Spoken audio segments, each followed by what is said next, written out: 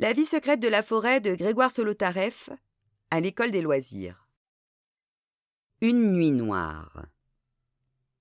Cette nuit était très noire, sans lune, sans étoiles. Seule la neige qui était tombée abondamment diffusait une vague lueur blanchâtre.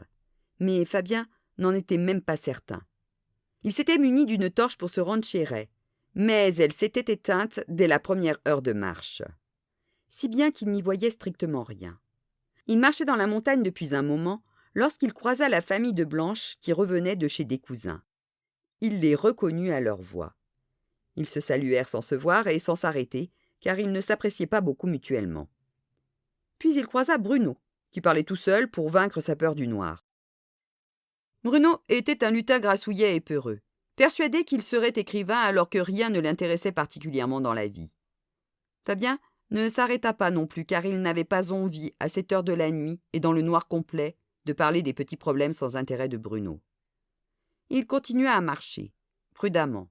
Il pensait qu'il était presque arrivé chez son ami Ray. Mais au bout de quelques pas seulement, il heurta de plein fouet quelqu'un qui marchait en sens inverse, sans torche, ni lampe de poche, et tout à fait silencieusement.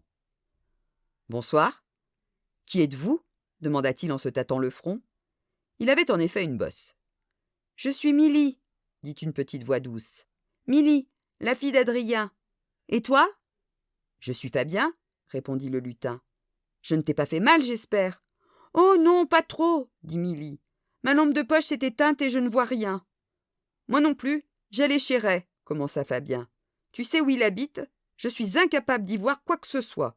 Ma torche s'est éteinte aussi. »« Tu vas chez Ray le musicien ? » ?»« Je sais où il habite, » dit Milly.